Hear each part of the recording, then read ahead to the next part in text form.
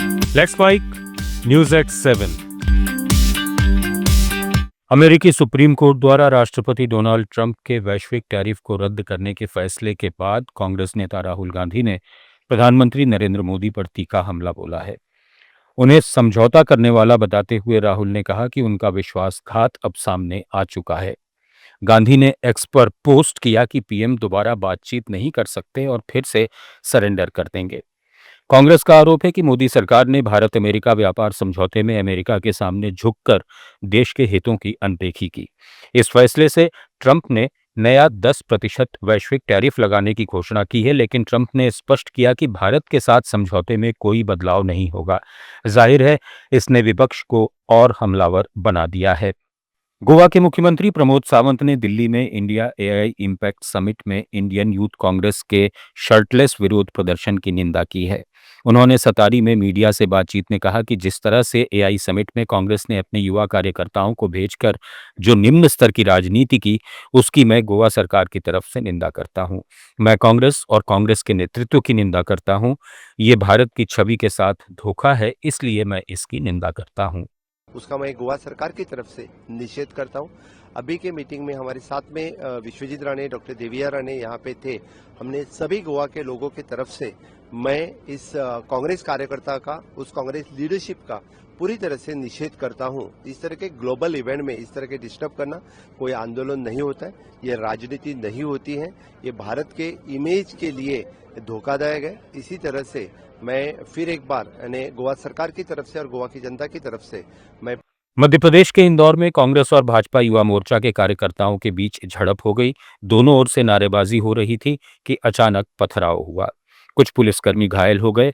घटना कांग्रेस कार्यालय के पास हुई।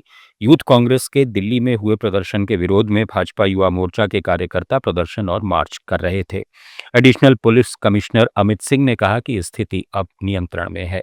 जो अध्यक्ष है और बीजेपी की युवा मोर्चा जो है वो उनके लोग भी आए हुए थे और इस क्रम में दोनों तरफ से नारेबाजी हो रही थी। अचानक पथराव हुआ, उसके जवाब में दोनों तरफ से पत्थर चले हैं, टमाटर चले हैं, पत्थर रंग भी किए हैं। कुछ पुलिसकर्मी घायल हैं, मीडिया के लोग एक दो को चोट लगी है और दोनों तरफ से एक दो लोग घायल हुए हैं। जब तक MIS से MLC नहीं आएगी तब तक हम एग्जैक्ट संख्या नहीं बता पाएंगे, लेकिन अभी हमने जो यातायात है वो फिर से चालू कर दिया है, बैरिकेडिंग हटा दी है और कुछ लोग थाने भी गए हैं, उनकी शिकायत ली जाएगी।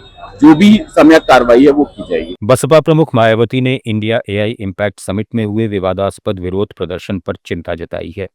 उन्होंने सोशल मीडिया पर लिखा कि समिट में देश विदेश के प्रमुख लोग शामिल थे और ये आयोजन अंतर्राष्ट्रीय स्तर पर सुर्खियों में था। इस दौरान जिन लोगों ने अर्धनग्न होकर अपना रोष जताया, जिनमें ज्यादातर कांग्रेसी युवा बताए जा रहे हैं, ये अति अशोभनीय और निंदनीय है।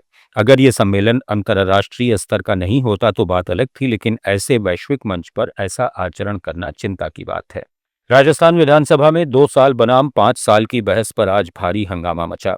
नेता प्रतिपक्ष टीकाराम जूली ने जयपुर में मीडिया से बातचीत में कहा कि सदन के अंदर मुख्यमंत्री भंजनलाल शर्मा ने खुद 2 साल बनाम 5 साल की बहस की चुनौती स्वीकार की थी और कहा था कि मैं विपक्ष की चुनौती स्वीकार करता हूं, 2 साल बनाम 5 साल की बहस कराऊंगा।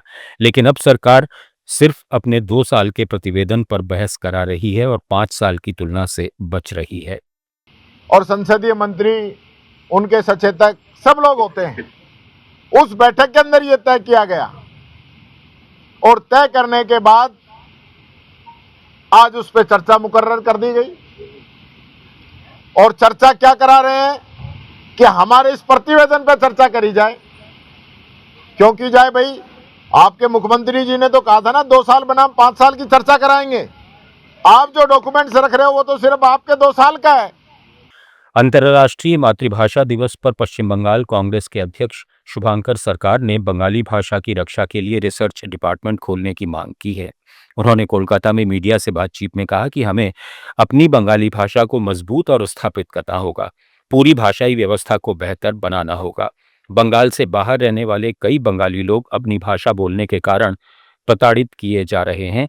इस समस्या को लेकर उन्होंने मुख्यमंत्री ममता बनर्जी को एक पत्र भी लिखा है। न्यूज एट 7 में फिलहाल इतना ही। जुड़े रहिए लेट्स माइक के साथ।